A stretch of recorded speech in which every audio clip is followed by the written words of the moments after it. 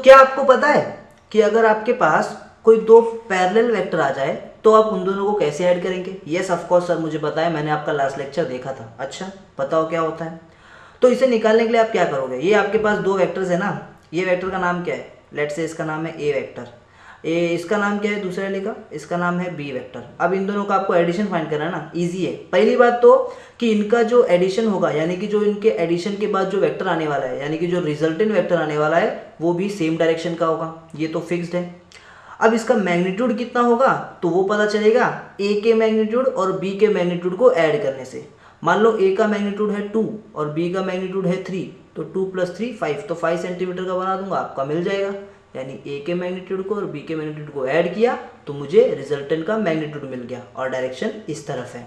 तो इस तरह से मैं क्या कर सकता हूँ, कोई भी दो पैरेलल वेक्टर के एडिशन को फाइंड कर सकता हूँ। और अगर मुझे बोल दिया गया कि आपके पास दो कोलिनियर वेक्टर्स है, अब उन दोनों के एडिशन को फाइंड करो, तो भी मैं निकाल सकता हूँ। सेम तरीका, इसका नाम है ए वेक्टर और इसका नाम है बी वेक्टर। सिंपल करूँगा, ए के मैग्नीट्यूड को बी के मैग्नीट्यूड से ऐड कर दूंगा और जो भी आंसर आएगा वो होगा रिजल्टेंट का मैग्नीट्यूड और डायरेक्शन सेम होगा इन दोनों की तरह। ठीक है, तो इस तरह से हम लोग क्या करते हैं, दो पैरेलल वेक्टर को ऐड कर सकते हैं और दो कोलिनियर वेक्टर्स को ऐड कर सकते हैं। बट अब आप बताओ कि अगर आपके पास ऐसे दो वेक्टर्स रहेंगे, ये वेक्टर ए है और ये वेक्टर बी है, इन दोनों को मैंने ऐड करने बोल दिया, तो आप क्या करोगे?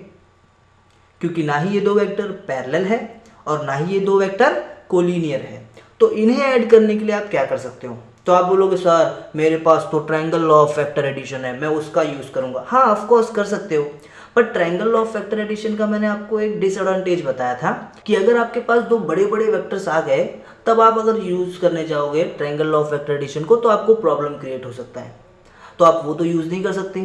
तो आप यहाँ पर क्या करोगे? अगर ये दो वेक्टर्स बहुत बड़े बड़े निकले तो, यानी इनका मैग्नीट्यूड 100 सेंटीमीटर 120 सेंटीमीटर का हो गया, तो क्या करोगे? तो स्केल लेके तो ड्रॉ करने जाओगे नहीं, तो आप क्या करोगे? तो ऐसे टाइम पे आप यूज करोगे parallelogram law of vector addition. अब क्या होता है parallelogram law of vector addition, आइए समझते हैं। तो law of parallelogram of vector addition को समझने के लिए आपको सबसे पहले इसके स्टेटमेंट को समझना पड़ेगा। क्या है भाई इसका स्टेटमेंट? इसका स्टेटमेंट है if two vectors of same type originating from same point. तो आइए बनाते हैं टू वेक्टर्स सेम टाइप के, सेम पॉइंट से ओरिजिनेट होने वाले। तो सबसे पहले मैंने एक यहाँ पे एक वेक्टर बना दिया। ये जो वेक्टर है इसका नाम है ए बार। क्या नाम है इसका? ए बार। और ये कुछ इस पॉइंट से क्या हो रहा है, ओरिजिनेट हो रहा है। सही बात है, एकदम समझ में आ रहा है। अब इसी सेम पॉइंट से ओरिजिनेट होता हुआ एक और वेक्टर मैं बना देता हूँ। तो मैंने यहाँ पे एक और वेक्टर बना दिया। अब ये जो वेक्टर यहाँ पे बन रहा है, इस वेक्टर का नाम है बी बार। और ये दोनों वेक्टर ना सेम टाइप के हैं। अब सेम टाइप से मेरा मतलब क्या है? सेम टाइप से मेरा मतलब है कि अगर ए वेक्टर जो है वो फोर्स फिजिकल क्वांटिटी को रिप्रेजेंट कर रहा है, तो जो मेरा बी वेक्टर होगा वो भी फोर्स फिजिकल क्वांटिटी को ही रिप्रेजेंट कर रहा होगा, उसके अलावा और कोई नहीं। तो हम ये कह सकते हैं कि अगर आपके पास दो वेक्टर है और वो दो वेक्टर सेम फिजिकल क्वांटिटी को रिप्रेजेंट कर रहे हैं, देन वो दो वेक्टर सेम टाइप के हैं। तो यहाँ पे ए वेक्टर और बी वेक्टर दोनों के दोनों सेम टाइप के हैं। आपको ये चीज समझ में आ गया है? अब आगे सुनो क्या लिखा है। आगे लिखा हुआ है are represented in magnitude and direction by two adjacent side of parallelogram. अब ये जो दो वेक्टर है ना, ये दो वेक्टर किसी पैरेललोग्राम के दो एडजेसेंट साइड को रिप्रेजेंट कर रहे हैं। नहीं मानते ना मेरी बात? चलो मैं आपको बनाकर दिखाता हूँ। तो आपको पता है पैरेललोग्राम क्या होता है ना? पैरेललोग्राम क्या होता है? पैरेललोग्राम में दो अपोजिट साइड्स पैरेलल होते हैं और इक्वल होते हैं, है ना? तो ये अगर एक साइड है तो इसके अपोजिट में भी एक पैरेलल साइड बनाऊंगा जो कि इसके इक्वल होगा। तो चलो बना देते हैं। तो यहाँ पर आपको दिख गया एक पैरेलल साइड, देखो यहाँ पर इसका भी एक पैरेलल साइड है ना? तो देखो ये ए का भी पैरेलल साइड है और इक्वल साइड है, इस बी का भी एक पैरेलल साइड है और इक्वल साइड है। चलो अब ये दिख रहा है एक पैरेललोग्राम की तरह? हाँ सर, अब ये पैरेललोग्राम की तरह दिख रहा है ना? और ये जो आपके दो वेक्टर्स हैं, ये इस पैरेललोग्राम के दो एडजेसेंट साइड को क्या कर रहे हैं, रिप्रेजेंट कर रहे हैं अपने मैग्नीट्यूड और डायरेक्शन में। ओके, अब आगे लिखा हुआ है देन देयर रिजल्टेंट वेक्टर। अब इन दोनों को ऐड करोगे, ए वेक्टर और बी वेक्टर को ऐड करोगे तो ऐड करने पे कोई एक रिजल्टेंट वेक्टर आएगा, है ना? हमने पढ़ रखा है लास्ट लेक्चर में कि ए वेक्टर और बी वेक्टर, यानी कोई दो वेक्टर को ऐड करते हो तो जो आंसर आता है वो भी एक वेक्टर होता है और उसको हम रिजल्टेंट वेक्टर बोलते हैं। तो ए वेक्टर और बी वेक्टर को ऐड करने पे यहाँ पर एक रिजल्टेंट वेक्टर आएगा जिसका कुछ मैग्नीट्यूड भी होगा, जिसका कुछ डायरेक्शन भी होगा, है ना। तो सबसे पहले बात करते हैं उसके मैग्नीट्यूड के बारे में। तो यहाँ पर जो रिजल्टेंट आने वाला है ना, उसका मैग्नीट्यूड आपको मिलेगा इस पैरेललोग्राम के डायगोनल से। और वो डायगोनल भी कैसा डायगोनल, सेम पॉइंट से निकलने वाला डायगोनल। तो सेम पॉइंट कहाँ है, यहाँ है। तो ये सेम पॉइंट से निकलने वाले डायगोनल का लेंथ जो होगा वही होगा हमारे रिजल्टेंट वेक्टर का मैग्नीट्यूड, ठीक है। तो आप देख सकते हो यहां पर बन गया है एक डायगोनल, और ये डायगोनल और कोई नहीं हमारा रिजल्टेंट वेक्टर है, और इस डायगोनल का जो लेंथ होगा वही होगा हमारे रिजल्टेंट का magnitude. But sir I have a doubt कि यहाँ पर इस रिजल्टेंट वेक्टर का डायरेक्शन कैसे पता चलेगा। तो इसका डायरेक्शन आपको पता करने के लिए ना आपको एंगल फाइंड करना पड़ेगा। किसके बीच का एंगल फाइंड करना पड़ेगा, आपको ए वेक्टर और इस रिजल्टेंट के बीच का एंगल फाइंड करना पड़ेगा। तो मान लेता हूं कि ए और इस रिजल्टेंट, ठीक है, ए और ये जो रिजल्टेंट वेक्टर है इनके बीच का जो एंगल है उसको हम लोग अल्फा बोल देते हैं। तो अगर मैंने अल्फा निकाल दिया तो मैंने आर का जो है ये जो हमारा रिजल्टेंट है उसका डायरेक्शन भी निकाल दिया, ऐसा हो जाएगा। समझ रहे हो मेरी बात। अच्छा, तो मुझे क्या मिल जाएगा, मुझे आर का मैग्नीट्यूड भी मिल जाएगा, मुझे आर का डायरेक्शन भी मिल जाएगा। मैग्नीट्यूड कैसे मिलेगा, इस डायगोनल के लेंथ से। डायरेक्शन कैसे मिलेगा, ए के कंपैरिजन में कितना ऊपर, यानी कि ए के कंपैरिजन में कितना अल्फा एंगल बनाया है आर, उससे मुझे आर का डायरेक्शन भी मिल जाएगा। तो देखो आर का रिजल्टेंट भी आ गया, सॉरी आर का जो मैग्नीट्यूड भी आ गया, जो रिजल्टेंट है हमारा उसका मैग्नीट्यूड भी आ गया और उसका डायरेक्शन भी आ गया। बोलो बात समझ आ रही है। अच्छा, बट एक और मैंने आपको बात बताई थी कि यही तो हम उधर भी कर रहे थे, ट्रायंगल लॉ में भी कर रहे थे, बट वहाँ पर कोई चीज़ थी जो हम नहीं कर पाए थे, अब यहाँ पे वो चीज़ करेंगे, है ना। तो याद रखना इसके लिए आपके पास एक फॉर्मूला भी है, यानी कि ये एक ज्योमेट्रिकल मेथड तो है ही, बट इसको ना आप एनालिटिकली भी क्या कर सकते हो, निकाल सकते हो। वैसे देखना जाए तो आप ट्रायंगल लॉ में भी उस मेथड को यूज़ कर सकते हो, बट आपके सिलेबस में नहीं दिया गया है। आपके सिलेबस में सिर्फ पैरेललोग्राम लॉ में क्या किया हुआ है, एनालिटिकल मेथड को यूज़ किया गया है ना।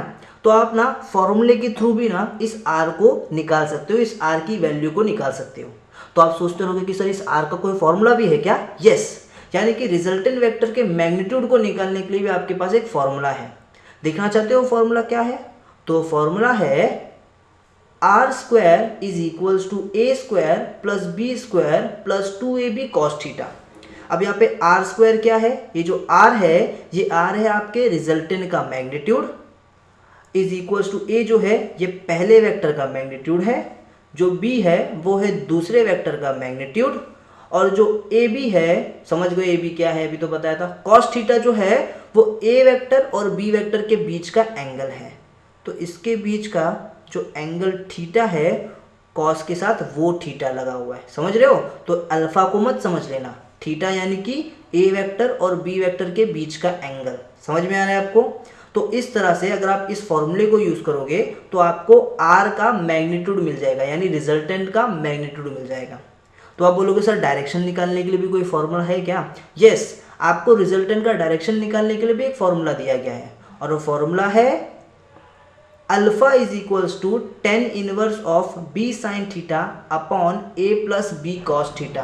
क्या है formula, alpha is equals to, यानी ये जो अल्फा है जो डायरेक्शन है ये निकालने का फॉर्मूला है alpha is equals to tan inverse of B sine theta. बी आपको पता है क्या है, जो दूसरा वेक्टर उसका मैग्नीट्यूड, साइन थीटा, थीटा आपको पता है क्या है, दोनों वेक्टर के बीच का एंगल, ए प्लस बी कॉस थीटा। बोलो क्लियर है। अच्छा सर ये सब तो पता चल गया, पर ये फॉर्मूला कहाँ से आया, ये फॉर्मूला कहाँ से आया, ये फॉर्मूला कहाँ से आया। तो आओ अभी हम लोग समझते हैं कि ये दोनों फॉर्मूला कहाँ से आए, इन दोनों का डेरिवेशन देखते हैं, ठीक है। तो तैयार है, सबसे पहले हम लोग रिजल्टेंट के मैग्नीट्यूड का डेरिवेशन देखेंगे और फिर हम लोग रिजल्टेंट के डायरेक्शन का डेरिवेशन देखेंगे। यानी पहले हम लोग R square is equals to A square plus B square plus 2ab cos theta का फॉर्मूला डिराइव करेंगे। देन हम लोग alpha is equals to tan inverse of B sine theta upon A plus B cos theta का formula derive करेंगे। So आप लोग ready हैं, चलो स्टार्ट करते हैं। तो ये है हमारा ए वेक्टर यहाँ पर, और ये है हमारा बी वेक्टर जैसा कि आपको पता है, और ये हमारा क्या है, डायगोनल है, यानी कि हमारा रिजल्टेंट वेक्टर है, ठीक है। आपको एक चीज़ पता है कि ए और बी के बीच में जो एंगल है उसको हम लोग बोलते हैं थीटा, ठीक है। और ए और आर के बीच में जो एंगल है उसको हम लोग बोलते हैं अल्फ़ा। ये अल्फ़ा जो है वो रिजल्टेंट वेक्टर का डायरेक्शन देगा और जो थीटा है वो ए और बी के बीच का एंगल बताएगा आपको। ये चीज़ क्लियर है? ओके, नाउ डेरिवेशन स्टार्ट करते हैं। तो डेरिवेशन स्टार्ट करने से पहले मैं आपको कुछ कंस्ट्रक्शन बताना चाहता हूँ, मतलब इसमें हम कुछ कंस्ट्रक्शन करना चाहते हैं। क्या है वो कंस्ट्रक्शन? अच्छा, तो पहले तो इसमें पैरेललोग्राम को नाम देता हूँ, ठीक है?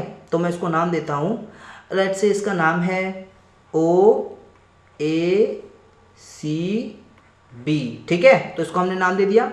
अब ये जो ओ ए साइड है ना, इसका मैग्नीट्यूड अगर कोई बोले तो इसका मैग्नीट्यूड होगा ए, ठीक है? इसका मैग्नीट्यूड बोल रहा हूँ सिर्फ, हाँ मैग्नीट्यूड है ए, हाँ इस साइड का नाम ए बार है पर इसका मैग्नीट्यूड है ए, ठीक है?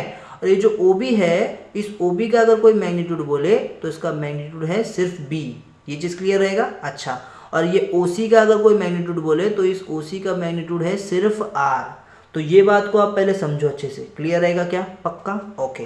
हाँ, ओ ए वेक्टर अगर कोई बोले तो उसको आप ए वेक्टर बोल सकते हो, और ओ बी वेक्टर कोई बोले तो उसको आप बी वेक्टर बोल सकते हो। उसी तरह ओ सी वेक्टर कोई बोले तो उसको आर वेक्टर बोल सकते हो, बट मैग्नीट्यूड पूछे तो ए बी और आर ही बोलने का। ओके, इतना चीज़ आपको क्लियर होना चाहिए। अब मैं क्या करता हूँ, मैं इस ओ ए साइड को ना थोड़ा सा एक्सटेंड करता हूँ। तो इस ओ ए साइड को हम लोग थोड़ा सा क्या कर देते हैं, एक्सटेंड करते हैं। तो ये एक्सटेंड हो गया थोड़ा सा, ठीक है? ये चीज़ क्लियर है आपको? बहुत बढ़िया। अब क्या करता हूँ ना, मैं इस सी से, ये जो आपको पॉइंट सी दिख रहा है, इस पॉइंट सी से ना मैं एक परपेंडिकुलर ड्रॉ करता हूँ इस ओ ए के एक्सटेंडेड पे, ठीक है? ये ओ ए का जो एक्सटेंडेड हुआ है ना, इसके ऊपर मैं इस सी से क्या करता हूँ, एक परपेंडिकुलर ड्रॉ करता हूँ। तो जब मैं एक परपेंडिकुलर ड्रॉ करता हूँ तो कुछ इस तरह से परपेंडिकुलर यहाँ पे बन जाता है। तो ये बन गया यहाँ पे परपेंडिकुलर। इसको मैं कुछ नाम दे सकता हूँ, इसको मैं नाम देता हूँ डी। बोलो यहाँ तक क्लियर है? बहुत बढ़िया। चलो, अब यहाँ पर ना मैं फटाफट से डेरिवेशन स्टार्ट करता हूँ। तो आपने बचपन में पढ़ा होगा पाइथागोरस थ्योरम के बारे में, तो मैं यहाँ पर पाइथागोरस थ्योरम लगाता हूँ, बट पाइथागोरस थ्योरम के लिए कंडीशन है कि राइट एंगल ट्रायंगल होना चाहिए। तो मैं यहाँ पे एक राइट एंगल ट्रायंगल अज्यूम कर लेता हूँ। मैं बोलता हूँ इन ट्रायंगल, ट्रायंगल का नाम है ओ डी सी। तो in triangle O D C, इस ट्रायंगल के अंदर आप देखोगे एंगल डी जो है वो क्या है, 90 डिग्री है। एंगल डी जो है वो क्या है, 90 डिग्री है। तो यहाँ पर पाइथागोरस थ्योरम यूज़ कर सकता हूँ।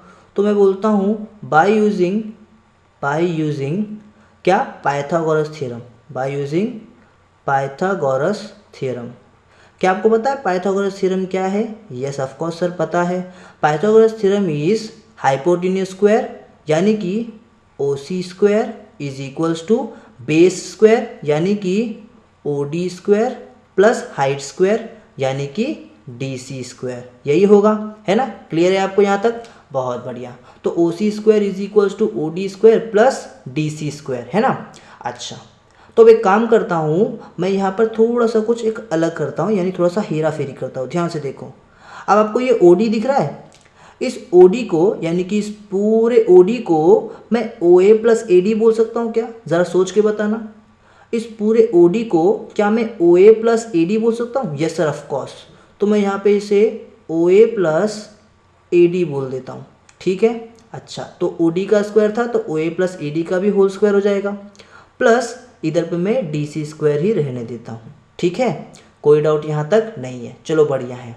अब आप ध्यान से देखोगे तो ओ ए प्लस ए डी यानी कि तो A plus B the whole square का फॉर्मूला दिख रहा है ना, तो यहाँ पर मैं A plus B the whole square का फॉर्मूला यूज़ कर देता हूँ।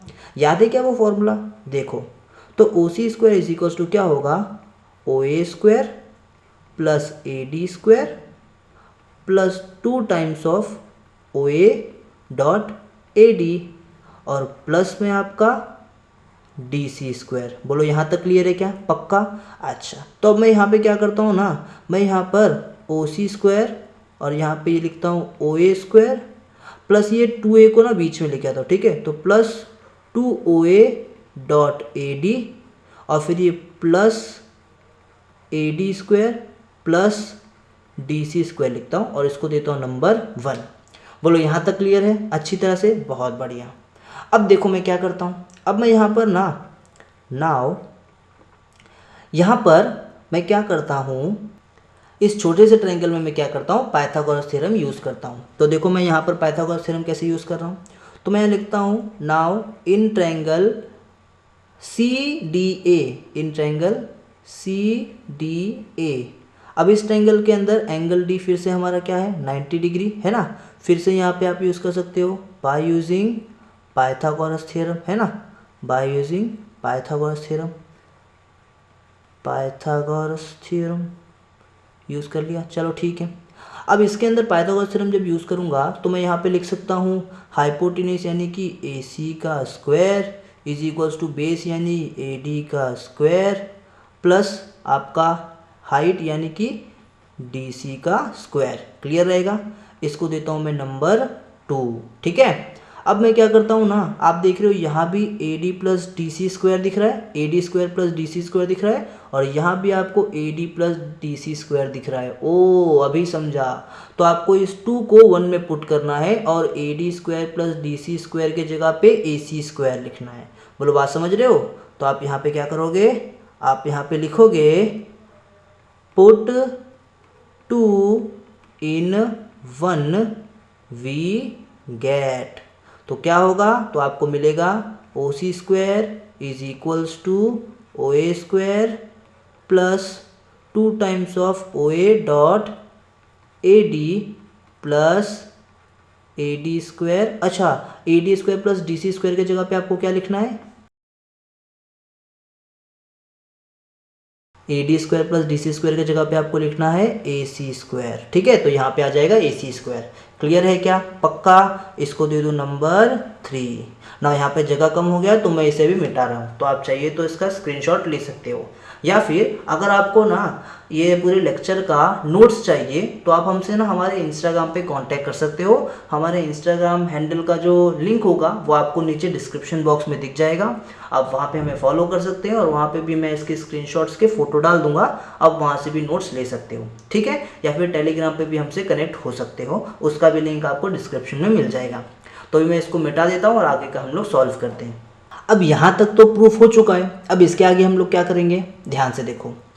तो यहाँ पर अब मैं करता हूँ नाउ, आपने वो फॉर्मूला पढ़ा है कॉस थीटा का formula, cos theta is equals two adjacent upon hypotenuse, बस वही फॉर्मूला आपको यूज़ करना है।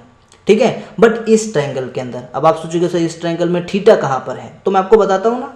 एक बात बताओ, ये पैरेललोग्राम लो है ना, ये पैरेललोग्राम है, तो पैरेललोग्राम का प्रॉपर्टी याद है, पैरेललोग्राम का प्रॉपर्टी है कि अपोजिट साइड इक्वल भी होते हैं और पैरेलल भी होते हैं। तो क्या मैं बोल सकता हूं कि जो OB लेंथ है, ये जो OB साइड आपको दिख रहा है वो AC साइड के पैरेलल है। Yes of course sir. अच्छा, तो क्या मैं बोल सकता हूं कि OA मेरा ट्रांसवर्सल है। Yes of course sir. तो अगर OB CA के पैरेलल है, ध्यान सुनो, OB अगर AC के पैरेलल है, हाँ CA नहीं AC बोलो, OB अगर AC के पैरेलल है और OA आपका ट्रांसवर्सल है, तो ये थीटा और ये भी तो थीटा होगा ना, है ना। तो ये अगर थीटा है तो ये भी थीटा होगा बाय करस्पॉन्डिंग एंगल। अच्छा, तो आप समझे यहाँ पर थीटा कहाँ से आया। अब इसी थीटा का यूज़ करके इस एंगल में आपको कॉस थीटा का फॉर्मूला लगाना है। तो देखो कैसे लगा रहा हूँ मैं यहाँ पे फॉर्मूला।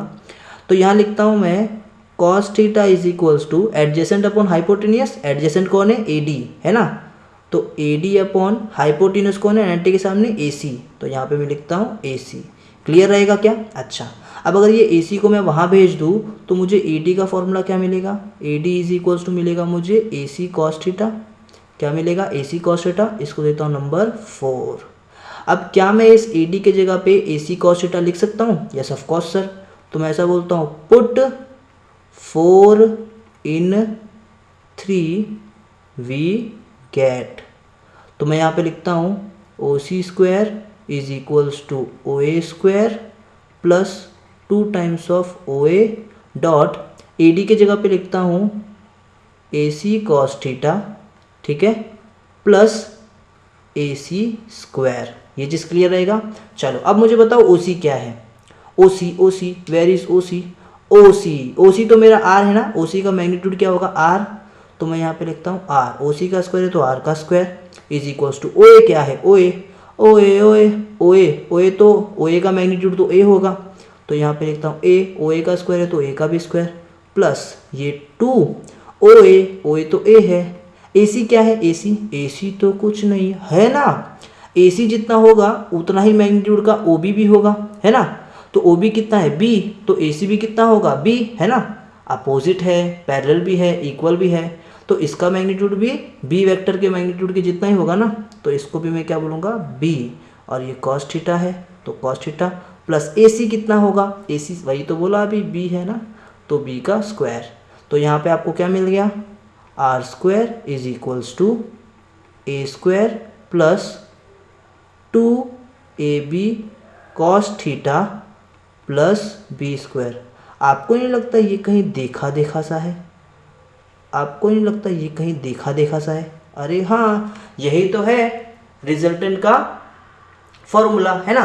तो रिजल्टेंट के मैग्नीट्यूड को निकालने के लिए आप यही तो फॉर्मूला यूज करते हो, R square is equals to A square plus 2ab cos theta plus B square. अब यहाँ पे एक बात हमेशा याद रखना कि ये जो आर है ये आर हमेशा पॉजिटिव होना चाहिए, ठीक है। ये आर हमेशा क्या होना चाहिए, पॉजिटिव होना चाहिए। इसलिए आप देखोगे बुक के अंदर इसे ना इसकी वैल्यू को मॉड में भी डाल दिया जाता है, तो वो आप समझ लोगे, तो मैं यहाँ पे करता नहीं हूँ, ठीक है। तो R square is equals to A square plus 2ab cos theta plus B square, ये फॉर्मूला है। अब बात करते हैं एंगल के लिए, ठीक है। तो आइए देखते हैं अब एंगल किस तरह से निकाला जाए, ठीक है। पर उससे पहले एक और बात, हाँ, आपके टेक्स्ट बुक में आप ये भी देख सकते हो कि आपको ऐसा दिया जाए R is equals to under root of A square plus 2ab cos theta plus B square. तो अंडर रूट का मतलब आर स्क्वायर है ना, टेकिंग स्क्वायर रूट कर दोगे यहाँ पे तो क्या हो जाएगा, A square plus 2ab cos theta plus B square root में चला जाएगा ना, तो वो एक ही बात है, ठीक है। तो टेंशन मत लेना इधर पे। अच्छा, अब हम लोग क्या करते हैं, हम लोग यहाँ पे एंगल का फॉर्मूला निकालते हैं, यानी कि अल्फा के लिए क्या करते हैं, उसका फॉर्मूला निकालते हैं, जो क्या था, alpha is equals to tan inverse of B sine theta upon A plus B cos theta. चलो उसे डिराइव कर लेते हैं हम लोग फटाफट से, ओके। तो अब हम बात करते हैं कि हम लोग यहाँ पर एंगल कैसे निकालेंगे, ठीक है। बहुत ईजी है। तो एंगल के हम लोग ना यहाँ पर क्या यूज़ करने वाले हैं, हम यहाँ पर यूज़ करने वाले हैं in triangle O C D के अंदर, हाँ, in triangle O C D के अंदर, इस ट्रायंगल के अंदर हम लोग यूज करेंगे टेन थीटा का फॉर्मूला। टेन थीटा का फॉर्मूला याद है, यानी टेन अल्फा, यहाँ पे एंगल तो अल्फा है ना, ओ सी डी के अंदर एंगल तो अल्फा है ना, तो हम लोग टेन अल्फा का फॉर्मूला यूज करेंगे। तो टेन अल्फा क्या होता है, टेन अल्फा, टेन का फॉर्मूला क्या होता है, टेन का फॉर्मूला होता है अपोजिट अपॉन एडजेसेंट। तो हु इज अपोजिट, अल्फा के अपोजिट में सी डी है, कौन है, सी डी, सी डी बोलो या डी सी बोलो, ठीक है। क्या याद रखना, कोई भी गलती से ए सी मत बोलना, कुछ होते हैं ए सी बोल देते हैं। हम लोग कौन से ट्रायंगल के अंदर है, हम लोग ओ डी सी इस ट्रायंगल के अंदर है। तो बड़े वाले ट्रायंगल में ना, तो ये यहाँ पे वो अल्फा के सामने ए सी नहीं है, अल्फा के सामने सी डी है, ठीक है। सी डी बोलो या डी सी बोलो, तो मैं ऐसा बोलता हूँ डी सी अपॉन में अपोजिट अपॉन एडजेसेंट, कौन है, एडजेसेंट है आपका ओ डी, कौन है, ओ डी, तो OD लिख दिया, ठीक है। अच्छा, एक और बात, जो आपका OD है, क्या उसको मैं OA प्लस AD बोल सकता हूँ, यस ऑफ कोर्स, उसको मैं OA प्लस AD बोल सकता हूँ, है ना। अच्छा, चलो ये भी क्लियर है, ओके।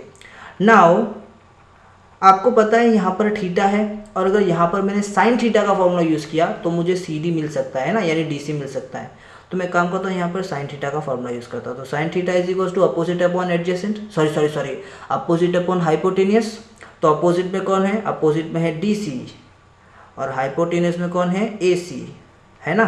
अच्छा, तो मैं अगर मुझे DC चाहिए तो मैं AC को वहाँ भेज दूंगा, तो मेरी DC की वैल्यू आ जाएगी AC साइन थीटा, क्या आ जाएगा, AC साइन थीटा, है ना।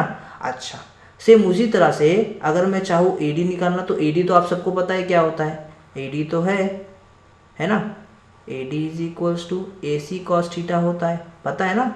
अच्छा, पिछली बार ही हम लोगों ने देखा था AD क्या है, AC कॉस थीटा। ओके, तो अब इस वैल्यू को यहाँ पे पुट कर देते हैं, तो क्या होगा देखो, तो हम लोग यहाँ पे DC के जगह पे क्या बोल देंगे, DC के जगह पे बोल देंगे AC sine theta, AC sign theta upon में हम लोग OA बोल देंगे, OA प्लस AD की जगह पे बोल देंगे AC कॉस थीटा, क्या बोल देंगे, AC कॉस थीटा। क्लियर है यहाँ तक, ओके।